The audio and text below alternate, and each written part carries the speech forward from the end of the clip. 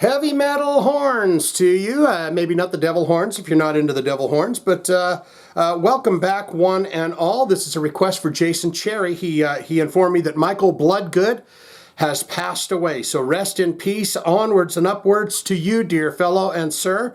And we're doing What's Following the Grave for Jason Cherry today. Always sad when as they get older and they start to go, because you grow up and you spend your whole lives listening to them and everything else, and then you find out that everyone has to go at some point or another. So we're going to get into What's Following the Grave from Bloodgood for Jason Cherry today. And we wish all in the Bloodgood family and the Bloodgood fan base the best. More Christian metal here. I got into some Christian metal back in the day, and I still do.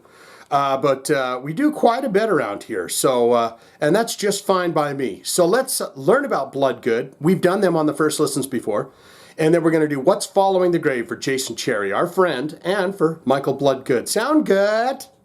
Does it sound fun? Let's do it. Bloodgood, they got 12,582 monthly listeners on the Spotify account. Top 5 jams. Are you going to know these songs? Lamb of God, 326,000 plays in the first slot. Second is The Messiah, 235,000 plays. Out of the Darkness, 165,000 plays. Top of the Mountain, I'm on top of the mountain, looking down, reaching the tune. 188,000 plays. I don't think that's the song. That's the Carpenters. Something tells me a lot of Christian metal and Christian hard rock fans would be fans of, in one form or a fashion, of the Carpenters, right? And the fifth slot song, Pray, 151,000. Now we're going to look into albums and see what Michael Bloodgood and the boys has done over their career. The song we're doing, What's Following the Grave, comes from the first album, the 1986 self-titled Bloodgood. There was a remastered version, so I don't know what that means, but I'm never really truly a fan of remasters. If it sounds like crap the first time you put it out, you grow to love it, leave it alone. Don't do remasters and stuff. That's my opinion. You might have a different one. 1987's Detonation Special Edition. You got Rock in Hard Places, 1988. You got Out of the Darkness, 1989. Shaking the World, Live, Volume 2. 1990, Alive in America, Volume 1, 1990, All Stand Together, 1991, To Germany with Love, that's another live record, 1993, Dangerously Close, 2013, and Trenches of Rock. What is this? It says The Documentary. What is that? Was there a Bloodgood documentary film soundtrack? Is that a documentary on Bloodgood, Trenches of Rock? I'd be interested in watching that if that's the case. That comes out in 2019. Sneeze. And now I'll sneeze 100 times. Once I sneeze once, it's 100 times. So that is the albums from the band. Now, of course, we're going to look into related artists, and we're going to run down a cavalcade of Christian metal and Christian hard rock bands, and I bet you we've done a lot of them here. And don't you know, I'll tell you if we have. Barren Cross, we have done a reaction video to them, and we have done first listens. Whitecross, yes we have. Bride, yes we have. Holy Soldier, we mention them all the time. We haven't done them yet. We need to do them. Resurrection Band or Res Band, yes indeedy. We've done them on the first listens. Deliverance, you bet. Get out of here, kid. Sacred Warrior, we just did Sacred Warrior last week. One Bad Pig, we've mentioned them 1,000 times. We haven't done them. Tourniquet, yep, we've done them on the first listens. Audio Vision, you got Michael Fate. We've done reaction videos to him and Striper, and so yeah. And Mastodon, not the Mastodon that you know, that everyone knows, the big metal band, who's absolutely wonderful and delightful, but this is Mastodon, Mastedon. Mastodon, something like that. Now we're going to get into that bio, and then we're going to listen to the song. And you've got an image here, and it is of a full concert venue. They're on stage, the spotlights are on them, and they're rocking, and they're going, I don't know much, but I know I love you. And they're saying, Shane, get over here for some hard rock and good times. The music and mission of Bloodgood has been a vital stepping stone and driving force in the maturing process of Christian metal since the 1986 self-titled debut release, platinum-selling sophomore record, Detonation. strengthened the band's signature style of theatrics, power, and emotion, stapled that would solidify their place in rock music history. Bloodgood's music has been released all over the world, spanning 6 studio albums and 7 live releases in their discography.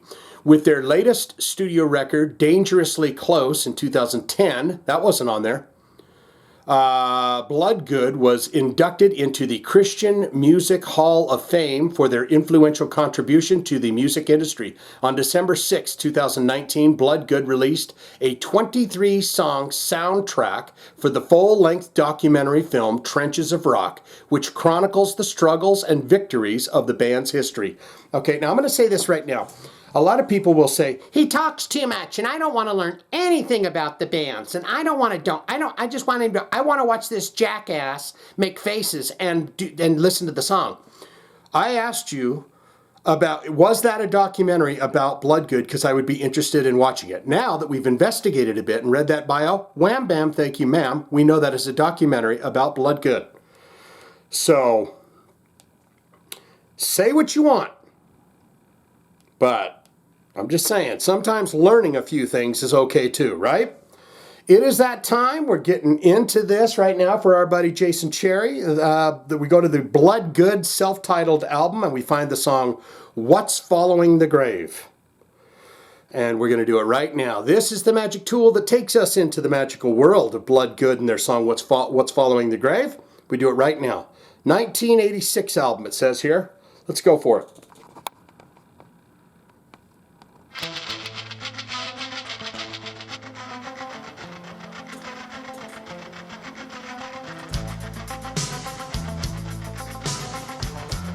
It was like that kind of chuggity riff there. That. Are you lost this evening? Can't you trust anyone? Michael Bloodgood play the bass and sing, or? There's a heart that's beating while the hands are writing on the wall.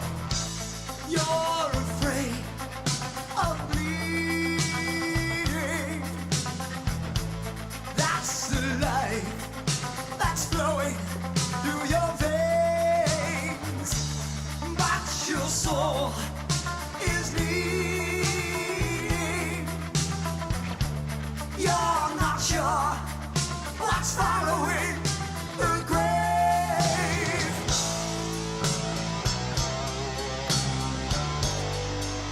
What's following the grave?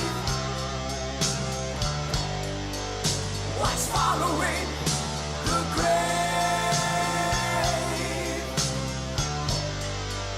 What's following the grave?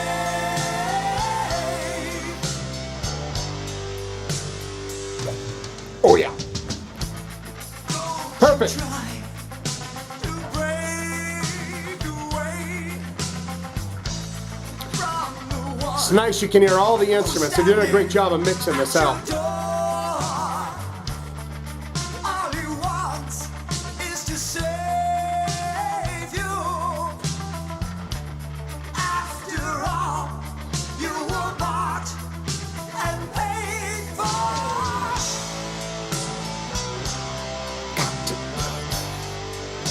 What's following the grave?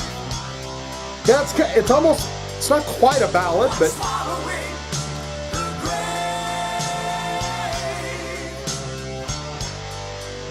What's following the grave?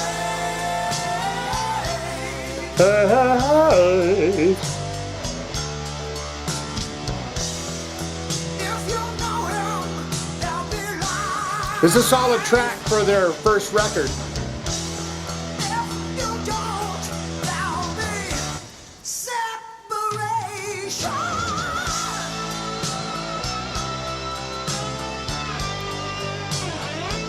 Following the grave.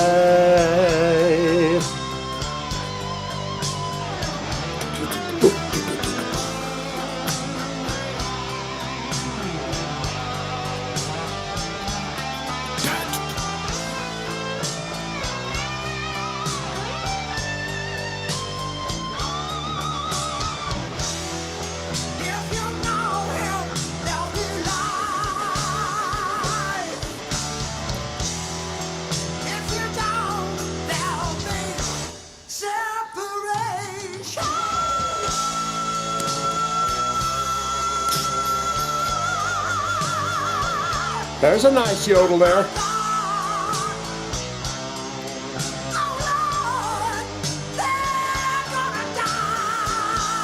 Hear that little rub?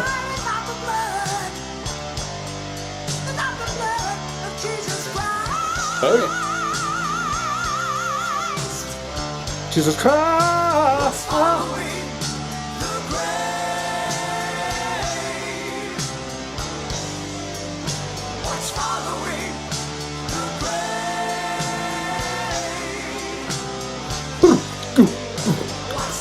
Give the drummer some. He'd be throwing some tom rolls.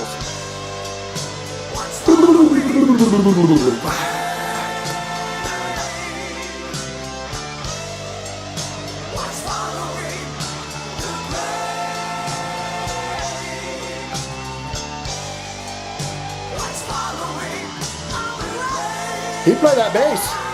Hear them sweet little bass runs. Bringing Harry in for the fade.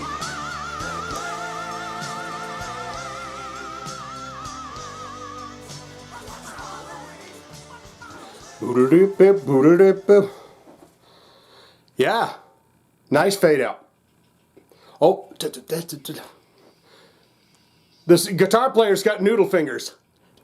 Killing the beast. He likes those, I call them noodle finger riffs when they're, you know, on that song we just did had one in Killing the Beast there that just came in.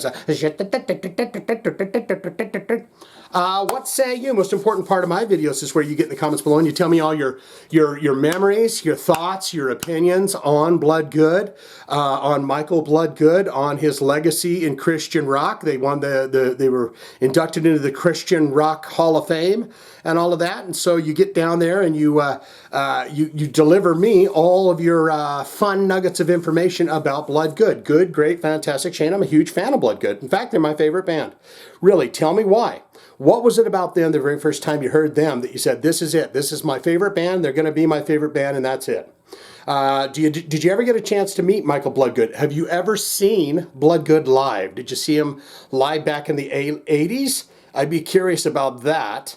All-time favorite album, all-time favorite songs. Do you say, Shane, hands down, the first record? It's always the first record, that self-titled Son of a Gun, and I said gun, not son, you know, anything else.